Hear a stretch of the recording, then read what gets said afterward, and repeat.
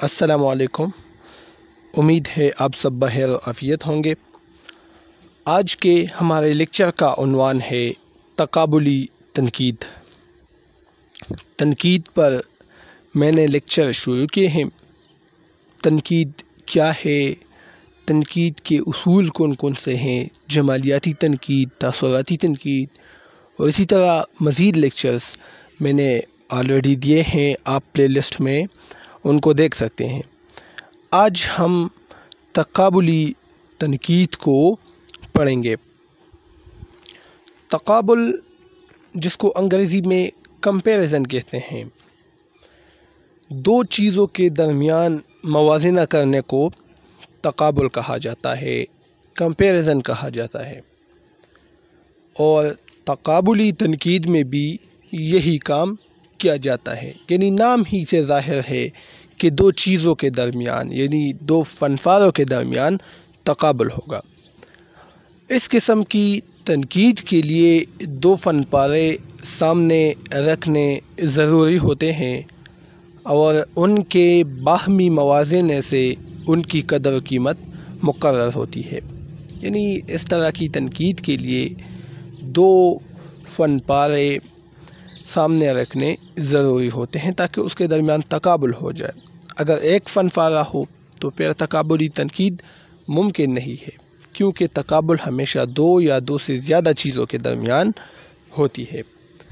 تنقید کا یہ طریقہ کافی پرانا ہے، لیکن اس اندازی تنقید کے لیے ضروری ہے کہ نقاد غیر جانبدار ہو، ورنہ تنقید بے معنی ہو کر رہ جائے گی۔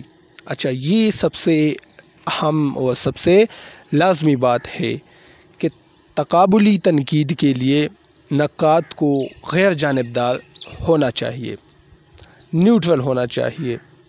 یعنی وہ جب دو چیزوں کے درمیان، دو کتابوں کے درمیان یا دو مصنفوں کے درمیان تقابل کرتا ہے تو وہ خود کو جانبداری سے بچائے، طرفداری کرنے سے بچائے، بلکہ انصاف کا دامن مضبوطی سے پکڑے اور تنقید کرے۔ ادبی تنقید کی تاریخ پر اگر نظر ڈالی جائے تو ڈرائیڈن اور جانسن کے علاوہ آرنلڈ اور ایلیٹ تک کئی نقادوں نے کسی نہ کسی شکل میں تقابلی تنقید کا سہارا لیا ہے۔ یہ مغربی نقاد ہے۔ اگر تاریخ پر نظر ڈالی جائے تو انہوں نے کسی نہ کسی شکل میں تقابلی تنقید کا سہارا لیا ہے۔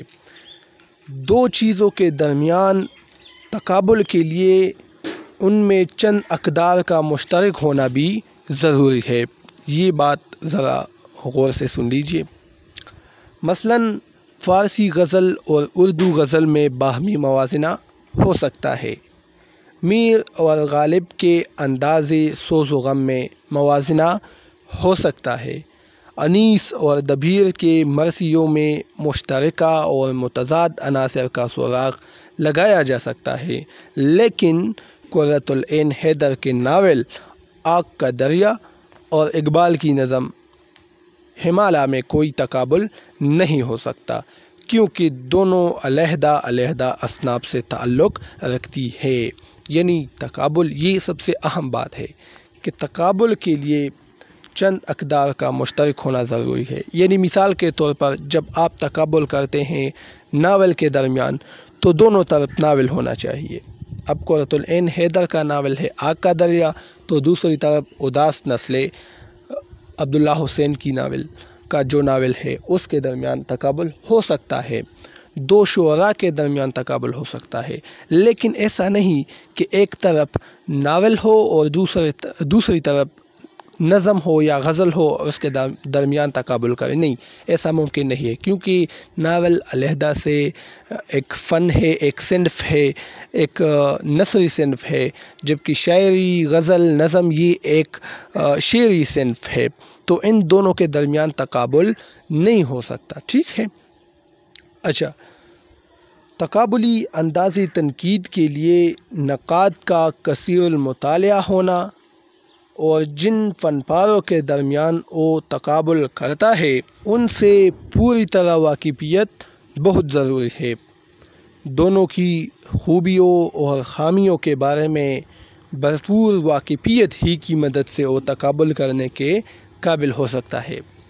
اس کے علاوہ جیسا کہ اوپر ذکر کیا گیا ہے، تقابلی تنقید کے لیے غیر جانبداری بھی ضروری ہے۔ جس طرح کہ ہم نے کہا، صاحب موازنہ انیس و دبیر مولانا شبلی نعمانی کے پاس ہم یہ غیر جانبداری نہیں دیکھتے، چنانچہ ایسی صورت میں تنقید کی صحت مشکوک ہو جاتی ہے۔ غیر جانبداری کے علاوہ شبلی نے جوش خطابت میں بھی اپنے نقطہ نظر کو نقصان پہنچایا ہے۔ اچھا، موازنہ انیس و دبیر یہ تقابلی تنقید کی ایک کتاب ہے۔ انیس اور دبیر کے درمیان انہوں نے تقابل کیا ہے۔ دیکھیں، دونوں شعراء لیے ہیں۔ اب اگر ایک طرف وہ ناول نگار لیتا اور دوسری طرف شاعر تو یہ ممکن نہیں تھا۔ ہم نے پڑھا پہلے، تو دونوں شعراء ہے۔ شبلی نعمانی نے ان کے درمیان تقابل کیا ہے، انیس اور دبیر کے درمیان۔ لیکن یہاں یہ بات دیکھیں، غیر جانبداری اس میں نہیں ہے۔ یعنی جو ناقدین ادب ہے وہ یہ الزام لگاتے ہیں، بلکہ حقیقت بھی یہی ہے کہ اس کتاب میں مولانا شبلی نعمانی نے دبیر کے مقابلے میں انیس کے حق میں ڈنڈی ماری ہے۔ ٹھیک ہے، یعنی ایک طرح سے وہ جانبدار ہیں۔ انیس کی طرفداری انہوں نے کی ہے دبیر کے مقابلے میں، تو غیر جانبداری یہاں ختم ہو جاتی ہے۔ تو اس چیز سے بچنا چاہیے، اس سے تنقید کی صحت مشکوک ہو جاتی ہے۔ تو یہ تقابلی تنقید پر ایک لیکچر تھا۔ امید ہے یہ ویڈیو آپ لوگ کو پسند آ چکی ہوگی۔